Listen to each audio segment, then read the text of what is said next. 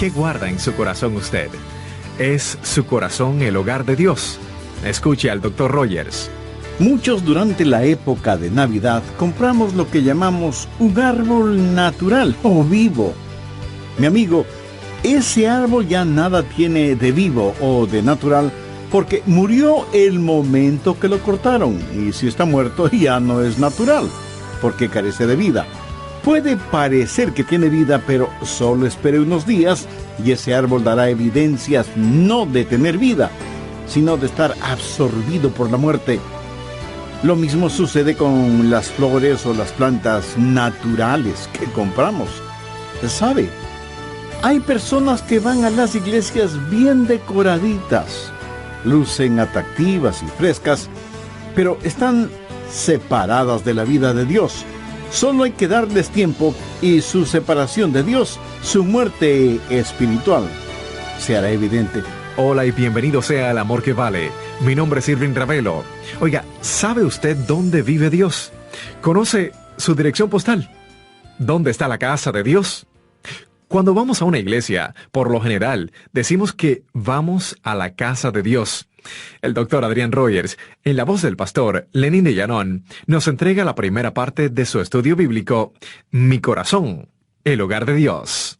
¿Dónde está la casa de Dios? La verdad es que al estudiar la Biblia descubrimos que Dios ha estado viviendo en varias casas. Por así decirlo, se ha cambiado de casa varias veces.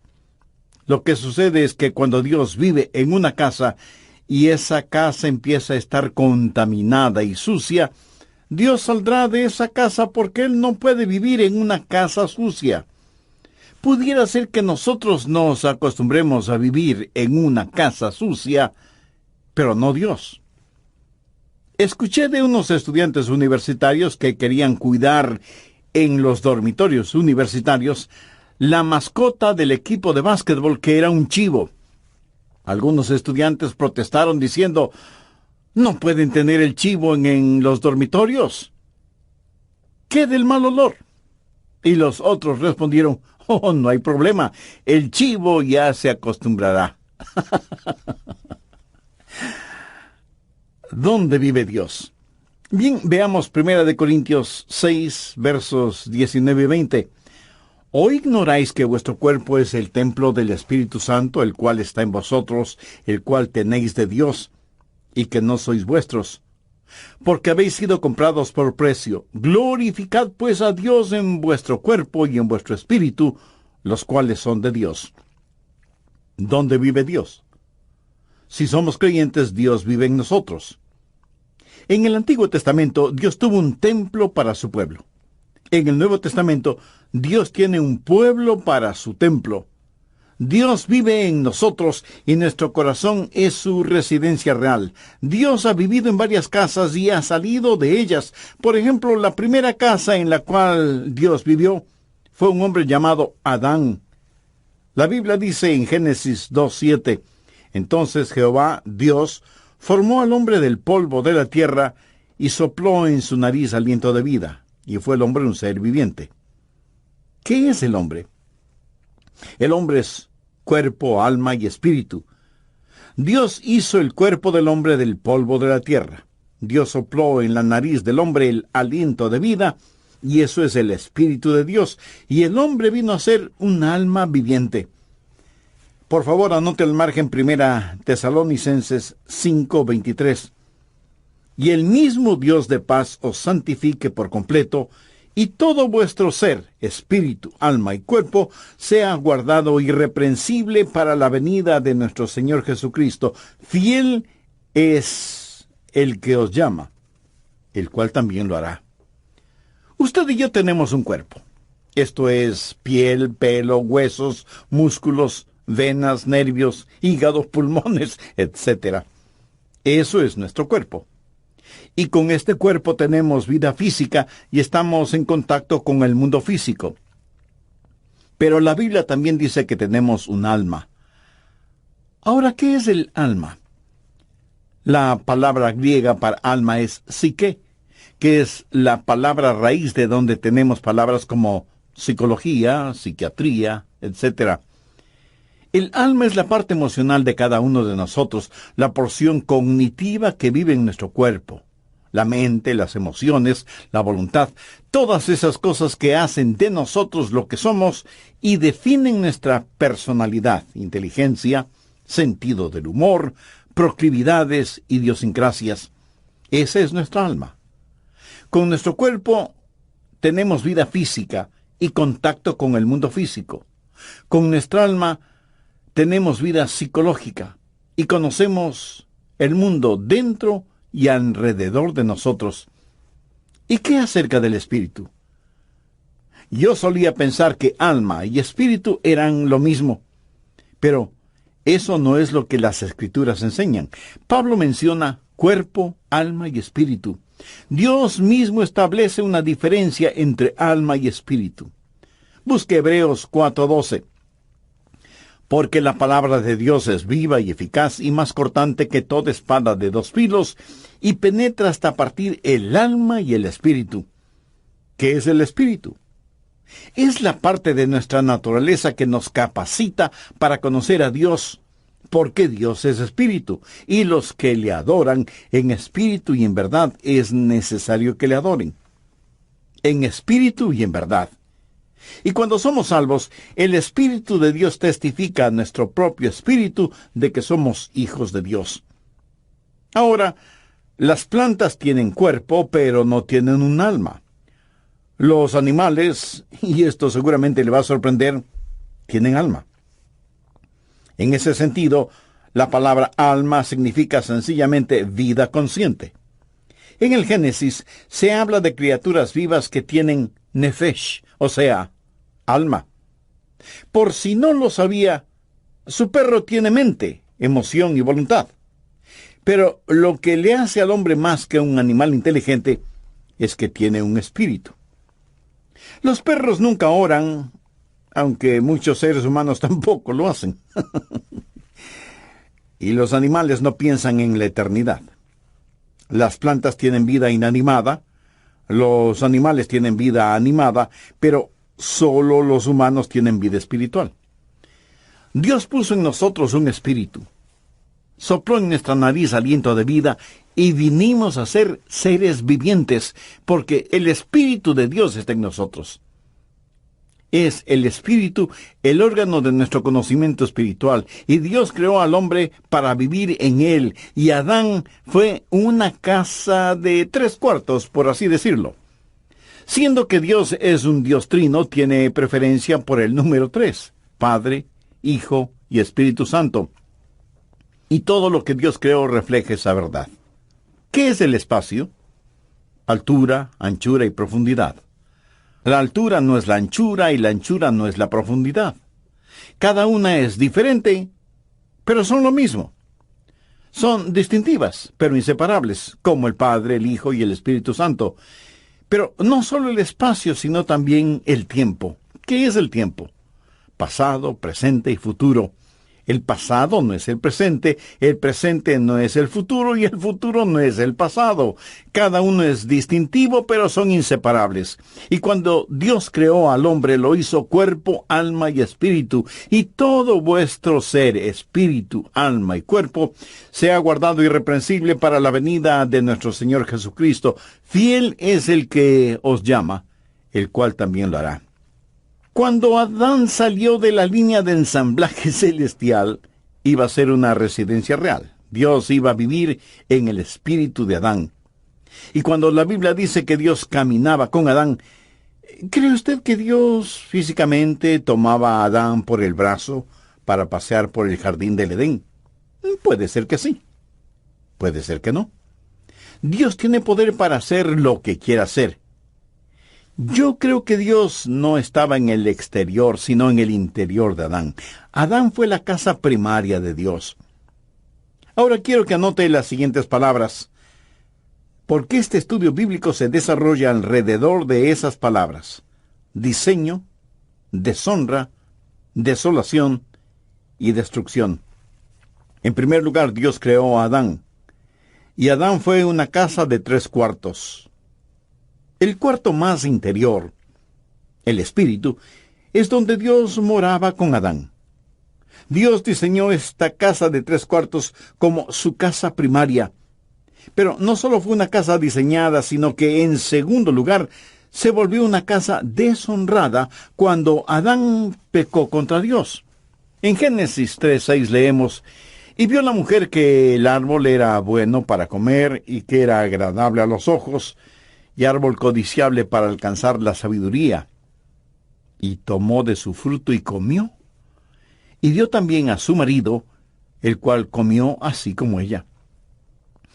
Eso sencillamente quiere decir que pecaron, transgredieron la ley de Dios, porque cualquier pecado es transgresión de la ley divina.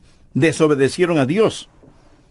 Y esta hermosa casa que Dios hizo fue contaminada, deshonrada, ensuciada y quedó desolada porque Dios salió de esa casa. Génesis 3:19 dice: «Con el sudor de tu rostro comerás el pan hasta que vuelvas a la tierra, porque de ella fuiste tomado, pues polvo eres, y al polvo volverás». Cuando Adán pecó, Dios salió de la casa, y ahora Adán espiritualmente está sin Dios, pero su alma y su cuerpo están vivos. Adán es ahora una casa desolada, sin Dios.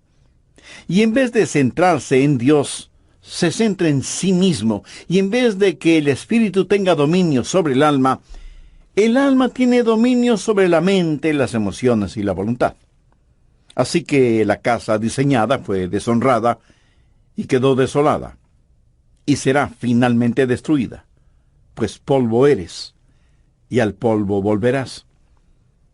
¿Cómo murió Adán? Dios había advertido a Adán y a Eva que si comían del árbol prohibido, morirían. Cuando usted lee la Biblia, descubre que Adán vivió 900 años y tuvo hijos. Pero Dios no había dicho que morirían si comían del fruto prohibido. Entonces, ¿murió o no murió? Déjeme decirle cómo murió Adán. Murió inmediatamente en su espíritu, murió progresivamente en su alma y murió definitivamente en su cuerpo. Esto es muy importante y quiero que se lo grabe muy bien en su memoria. Ahora, ¿qué significa el estar perdido? ¿Están perdidos solo los ladrones, los violadores, los asesinos, los drogadictos, los depravados sexuales? No. Estar perdido es estar sin Dios. ¿Cuánto se necesita pecar para estar sin Dios? La mitad de un pecado, ni siquiera un pecado entero. Dios jamás vivirá en una casa sucia. Dios ya no permaneció en Adán, que fue su residencia real y primaria. El instante que Adán pecó, inmediatamente murió en su espíritu. Leemos en 1 de Juan 5:12, «El que tiene al Hijo tiene la vida. El que no tiene al Hijo de Dios no tiene la vida». Muchos de quienes me escuchan este mismo momento, aunque sientan latir su corazón y sepan que sus mentes están lúcidas, si no tienen a Cristo, están muertos. Y hay millones de muertos vivientes en el mundo. Y usted, aunque no se haya dado cuenta, probablemente está rodeado de gente que vive, pero en realidad está muerta.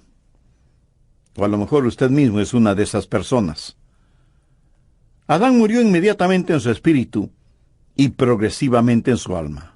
Ahora, ¿qué es el alma? La mente, la emoción y la voluntad. Su mente, que debía estar centrada en Dios, se volvió un jardín de malezas. Temores y neurosis y desengaños y dolores llenaron su corazón, su mente, su alma. Murió progresivamente en su alma. Y finalmente su cuerpo murió. Pero la semilla de la muerte ya estuvo en él el momento que pecó. Muchos durante la época de Navidad compramos lo que llamamos un árbol natural o vivo. Mi amigo, ese árbol ya nada tiene de vivo o de natural, porque murió el momento que lo cortaron. Y si está muerto, ya no es natural, porque carece de vida. Puede parecer que tiene vida, pero solo espere unos días y ese árbol dará evidencias no de tener vida, sino de estar absorbido por la muerte.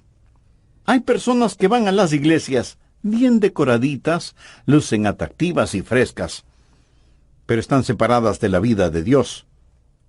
Solo hay que darles tiempo y su separación de Dios, su muerte espiritual, se hará evidente. Sin Dios morimos inmediatamente en nuestro espíritu. Morimos progresivamente en nuestra alma y final y definitivamente morimos en nuestro cuerpo. Nuestro cuerpo lenta pero inexorablemente está descendiendo hacia la tumba. Una casa diseñada, deshonrada y desolada. Dios salió de esa casa destruida y que fue la casa primaria de Dios y se llamó Adán. La segunda casa a la cual Dios habitó fue un templo. En el Antiguo Testamento, Dios construyó un templo para su pueblo. Un tabernáculo, que fue una enorme carpa. Más tarde se edificaría una estructura sólida, pero la idea y principio es el mismo. Ya se hable del tabernáculo o del templo. Y por poco que usted sepa del tabernáculo o del templo, sabe que había 3 divisiones básicas o 3 cuartos. El patio exterior, el lugar para los sacrificios, el patio interior o lugar santo, donde la gente se reunía para tener comunión, y el lugar santísimo en donde estaba la Shekinah, la gloria de Dios. ¿Qué era el templo? No fue nada más que un modelo gigantesco, fue una lección objetiva de lo que es el cuerpo humano. En el patio exterior estaba el altar de bronce. Debemos presentar nuestros cuerpos como sacrificios vivos. El patio interior era el lugar en donde la gente adoraba y tenían comunión unos con otros, como cuando estamos en una iglesia, y representa el alma. Comunión a nivel del alma. Pero el lugar santísimo, el lugar más íntimo, representa el espíritu humano. Esta casa es diseño de Dios. Dios usó el templo para enseñar lecciones colosales que no debemos ignorarlas. En primer lugar, una casa es diseñada, un templo de 3 habitaciones, y Dios dijo, hacedlo de acuerdo al diseño que te he dado, porque es una lección. Una casa diseñada, una casa deshonrada. En Mateo 21:12, note lo que Jesús dijo acerca del templo. Y les dijo, escrito está, mi casa, casa de oración será llamada, mas vosotros la habéis hecho cueva de ladrones. Una casa diseñada, una casa deshonrada y una casa desolada. Dios no vivirá en una casa sucia. Mateo 23:38 dice, he aquí, vuestra casa os es dejada desierta. Ahora, por favor, note lo siguiente. Ya no la llama la casa de mi padre o mi casa. Ahora es vuestra casa. Lo extraño es que después de que ellos habían convertido el templo en una cueva de ladrones, continuaban adorando en el templo. Pero Dios estaba a años luz de distancia de ese lugar. Ya no es la casa de Dios, es su casa. Una casa diseñada, una casa deshonrada, una cueva de ladrones, una casa desolada, una casa destruida. Busque Mateo 24, versos 1 y 2. Cuando Jesús salió del templo y se iba, se acercaron sus discípulos para mostrarle los edificios del templo. Respondiendo él les dijo, ¿veis todo esto? De cierto os digo que no quedará aquí piedra sobre piedra que no sea derribada. En la actualidad usted puede visitar el sitio en donde estuvo el templo una vez y no encontrará una piedra sobre otra. Hay otros templos que han sido preservados, pero no este. La profecía de Jesús se cumplió. Está viendo lo que sucede. Una casa primaria, una casa designada y diseñada, y Dios sigue adelante. ¿Alguna vez ha considerado a su cuerpo como la casa de Dios? Si usted es un creyente, sabe que su cuerpo es el templo del Espíritu Santo, y así lo enseña enfáticamente la palabra de Dios. Ahora, si usted no tiene una relación personal con Dios por medio de Jesucristo, no se preocupará demasiado en tener la casa de Dios limpia y en orden. ¿Que cómo puede tener una relación con Dios ahora mismo? Por medio de una sencilla oración que le invito a orar con sus propias palabras. Dios eterno, gracias por hablarme por intermedio de este mensaje. Nunca antes pensé que mi cuerpo era o puede ser tu casa, y deseo tu presencia en mi vida.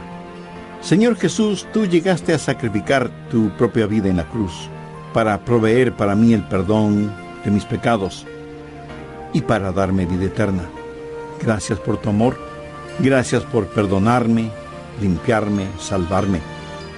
Este momento por fe te recibo en mi corazón como mi Salvador y Señor, y pido que realices en mi vida los designios de tu voluntad. En tu santo nombre lo pido. Amén.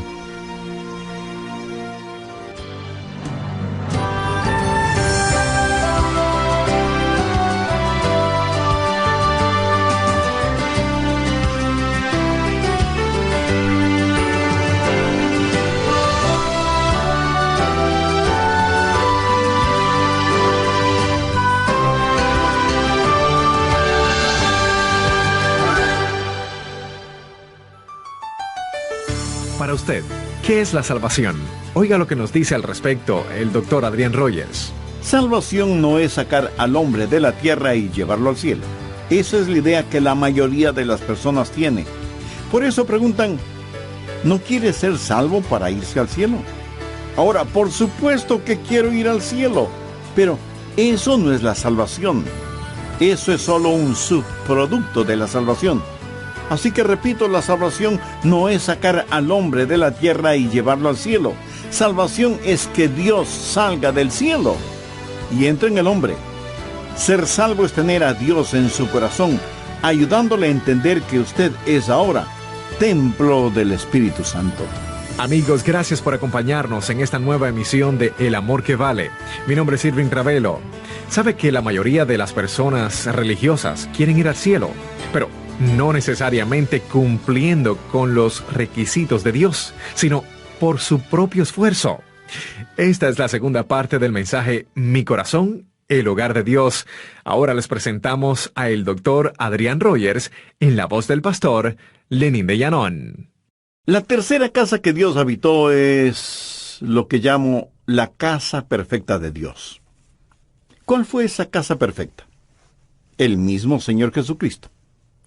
En Juan capítulo 2, versos del 19 al 21, note lo que Jesús dijo acerca de él mismo. Respondió Jesús y les dijo, «Destruid este templo, y en 3 días lo levantaré». Dijeron luego los judíos, «En 46 años fue edificado este templo, y tú en 3 días lo levantarás». Mas él hablaba del templo de su cuerpo. Jesús supo que su cuerpo era el templo de Dios, y era un templo perfecto. Primero, una casa designada. Jesús dijo, «Has preparado un cuerpo para mí». Una casa diseñada. Él fue el segundo Adán, cuerpo, alma y espíritu. Fue totalmente perfecto. Una casa designada. Él pudo señalar a quien quiere y decir, «¿Quién de ustedes me acusa de pecado?». Por eso nació de una virgen para ser perfecto. Él no es el hijo de Adán. En Adán todos mueren. Él vino como lo hizo, nació de una virgen para ser lo que fue, sin pecado. Él fue lo que fue, sin pecado, para hacer lo que hizo, morir por nuestros pecados. Solo un sacrificio perfecto sería aceptable delante de Dios y, sin embargo, esa casa designada fue una casa deshonrada. Y usted pregunta, ¿cómo pudo ser eso posible? Si esa casa era Jesús, ¿fue ese templo deshonrado? Absolutamente. Veamos Isaías 53:6.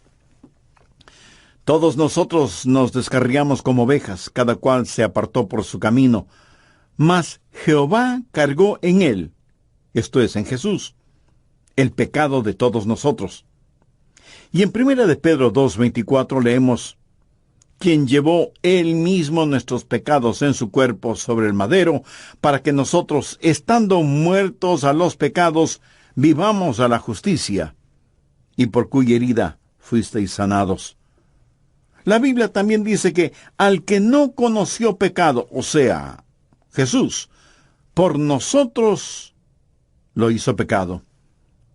Dios tomó mi pecado, su pecado, nuestro pecado, toda la podredumbre, suciedad y maldad de este mundo, y lo puso sobre el Señor Jesucristo. Él nunca pecó, pero todos nuestros pecados fueron puestos sobre Él. Una casa designada, una casa deshonrada, una casa desolada. Veamos Mateo 27:46.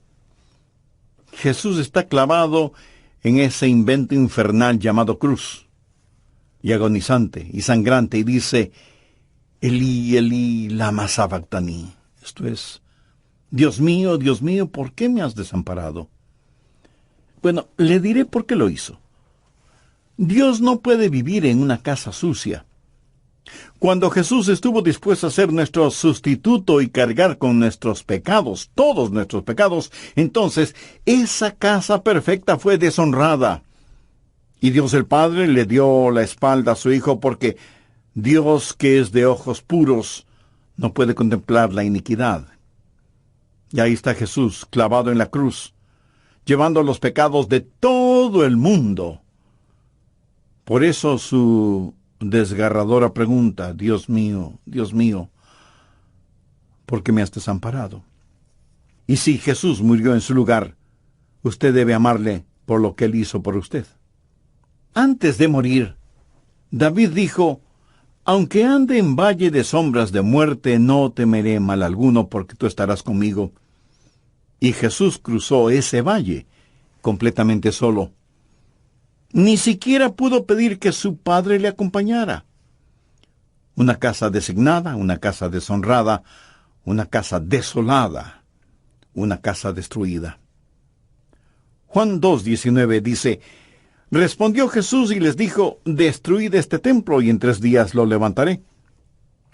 Jesús sabía que iba a ser destruido. ¿Y quién iba a destruirlo? Dios el Padre. Y alguien me dirá de inmediato, un momento, pastor, pensé que nosotros crucificamos a Jesús. Bueno, sí, en el sentido que Él murió por nuestros pecados. Pero en Isaías 53:10 leemos, con todo esto, Jehová quiso quebrantarlo sujetándole a padecimiento. Cuando Jesús tomó mi pecado y fue mi sustituto en la cruz, Dios tenía que tratarle a Él como me hubiera tratado a mí. Una casa designada, una casa deshonrada, una casa desolada, una casa destruida. La Biblia dice en Romanos 8:32, el que no escatimó ni a su propio Hijo. Permítame hacerle una pregunta. Si Dios no escatimó ni a su propio Hijo cuando llevó nuestros pecados en la cruz, ¿qué le hace pensar que Dios va a perdonarle a usted si rechaza a quien llevó sus pecados, o sea, a Jesús? La casa primaria de Dios fue Adán. La casa perfecta de Dios fue el Señor Jesús. ¿Sabía que Dios dejó de cambiarse de casa? Veamos 1 Corintios 6, 19 y 20. ¿O ignoráis que vuestro cuerpo es templo del Espíritu Santo, el cual está en vosotros, el cual tenéis de Dios, y que no sois vuestros? Porque habéis sido comprados por precio. Glorificad pues a Dios en vuestro cuerpo y en vuestro espíritu, los cuales son de Dios. ¿Quiere saber en dónde vive Dios ahora? Si usted es un creyente, Dios vive en usted. Dios vive en mí. Y ya no se cambiará de casa. Y tal vez usted me pregunte, pastor, ¿está seguro de eso? Total, absoluta y completamente seguro. Anote el margen 2 Corintios 6:16. ¿Y qué acuerdo hay entre el templo de Dios y los ídolos? Porque vosotros sois el templo del Dios viviente. Como Dios dijo, habitaré y andaré entre ellos y seré su Dios, y ellos serán mi pueblo. Ahora retrocedamos hasta el Evangelio de Juan, capítulo 14 y verso 16. Y yo rogaré al Padre y os dará otro consolador, para que esté con vosotros para siempre. ¿Notó la última parte de esa promesa? Para que esté con vosotros. ¿Por cuánto tiempo? Para siempre. Y en Efesios 3:17 leemos, para que habite Cristo por la fe en vuestros corazones. Dios ya no se cambia de casa. Muchas veces cuando vamos a la iglesia, por lo general decimos, vamos a la casa de Dios. Pero eso no es exactamente así, porque la verdad es que estamos llevando la casa de Dios, esto es, nosotros mismos, al templo. Bien, antes de finalizar, saquemos algunas conclusiones o lecciones de todo esto. Primero, la lección concerniente a la salvación. ¿Qué es la salvación? Salvación no es sacar al hombre de la tierra y llevarlo al cielo. Esa es la idea que la mayoría de las personas tiene. Por eso preguntan, ¿no quieres ser salvo para irse al cielo? Ahora, por supuesto que quiero ir al cielo, pero eso no es la salvación. Eso es solo un subproducto de la salvación. Así que repito, salvación no es sacar al hombre de la tierra y llevarlo al cielo. Salvación es que Dios salga del cielo y entre en el hombre. Ser salvo es tener a Dios en su corazón, ayudándole a entender que usted es ahora el templo del Espíritu Santo. Segundo, la lección concerniente a la seguridad. Dios ha dejado de cambiarse de casa. Dios habita en nuestro corazón por fe y Él nunca nos dejará ni nos abandonará. Él vino para permanecer con nosotros y en nosotros. Ahora estoy seguro que alguien me preguntará, pero pastor, usted dijo que Dios no vivirá en una casa sucia, y yo francamente en ese aspecto, lejos estoy de ser perfecto o limpio. Amigo, su inquietud es honesta y válida. Permítame decirle lo que sucede. Debido al sacrificio en el Calvario, ningún pecado le será imputado a usted. Busque Romanos 4, los versos 7 y 8. Bienaventurados aquellos cuyas iniquidades son perdonadas y cuyos pecados son cubiertos. Bienaventurado el varón a quien el Señor no inculpa de pecado. Si Dios tuviera que poner a un medio pecado en su hoja de vida, él tendría que cambiarse de casa. Pero no le inculpa a usted de pecado porque ya le perdonó. Entonces, ¿qué sucede si usted vuelve a pecar? Que Dios tendrá que disciplinarle, tendrá que castigarle. ¿Qué es lo que dice Hebreos 12:6? Porque el Señor al que ama disciplina y azota a todo el que recibe por hijo. Algunas personas no creen en la eterna seguridad del creyente. Piensan que usted puede salvarse y perderse, salvarse y perderse. Y si usted cree semejante cosa, se volverá en un neurótico espiritual. Algunos dicen, oh, yo creo en la seguridad y creeré absolutamente en ella cuando llegue al cielo. Otros piensan, cuando súbitamente dé el gran salto hacia el cielo, cerraré las puertas celestiales detrás de mí y diré, vaya, ahora estoy a salvo. Bien, pero espere un minuto. ¿Qué le hace pensar que estará seguro allá arriba si es que no está seguro aquí abajo? Recuerde que ángeles cayeron del cielo. Escúcheme muy atentamente. Seguridad no es un lugar. Seguridad es una persona. Y su nombre es Jesucristo. Tercero, la lección concerniente a la santificación. Ya he dicho que Adán murió inmediatamente en su espíritu, murió progresivamente en su alma y murió definitivamente en su cuerpo. Ahora, cuando usted se salva, Dios pone todo esto al revés, porque cuando se salva usted es justificado inmediatamente en su espíritu. La Biblia habla del espíritu del hombre justo, hecho perfecto. Usted es justificado inmediatamente. El momento en que usted le dice sí a Jesucristo, ese mismo instante es justificado en su espíritu, y cada pecado, cada mancha, cada arruga es enterrado en la tumba del olvido de Dios. Y no solo que es justificado inmediatamente en su espíritu, sino que es santificado progresivamente en su alma. Adán murió progresivamente en su alma, pero usted es santificado progresivamente en su alma.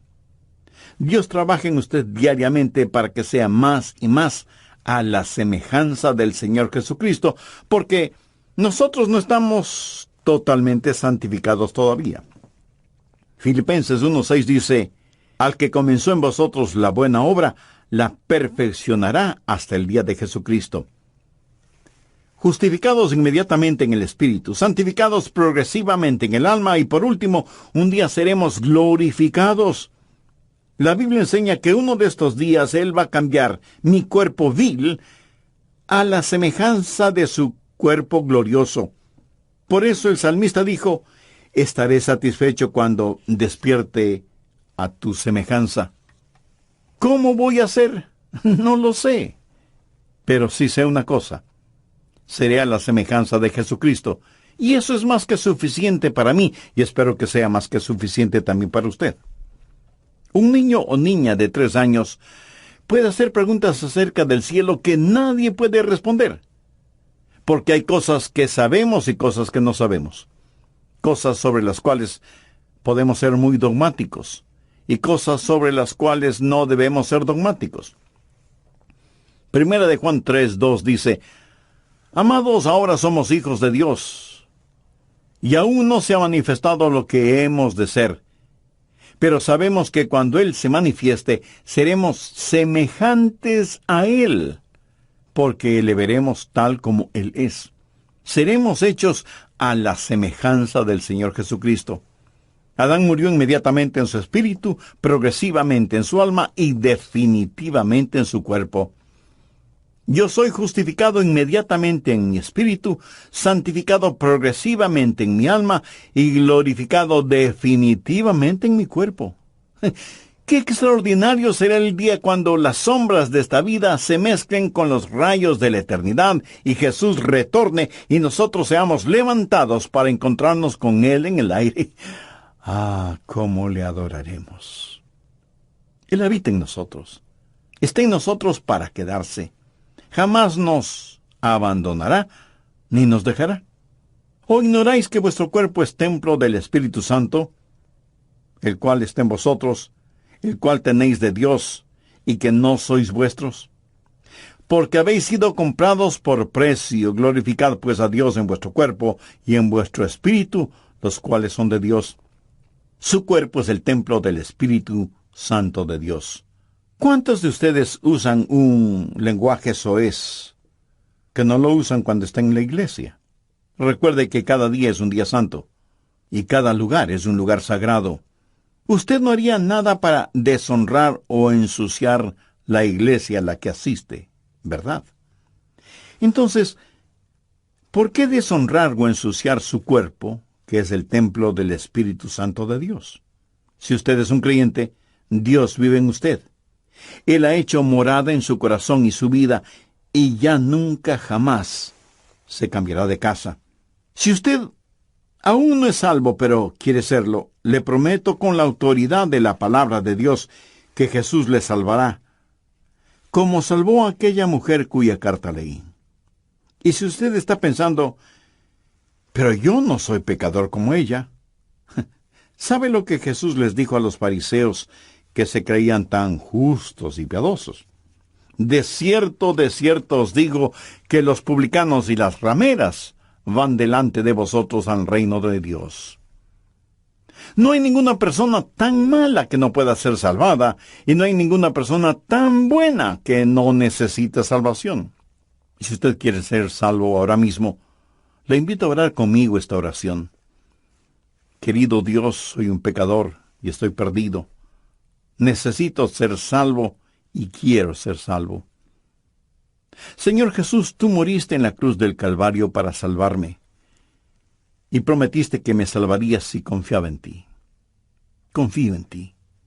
Creo que eres el Hijo de Dios, y que derramaste tu sangre para pagar la culpa de mis pecados.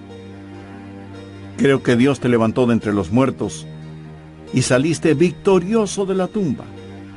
Este momento te recibo en mi corazón como mi Salvador y Señor. Perdona mis pecados, límpiame, sálvame, sáname. No espero sentir sensaciones raras ni pido señales. Me afirmo en tu palabra y pido tu ayuda para no avergonzarme de ti y testificar a otros acerca de tu gracia y misericordia. Toma el control total de mi vida y ayúdame a vivir de tal manera que traiga honor y gloria a tu nombre. Todo esto lo pido con gratitud y en tu precioso nombre. Amén.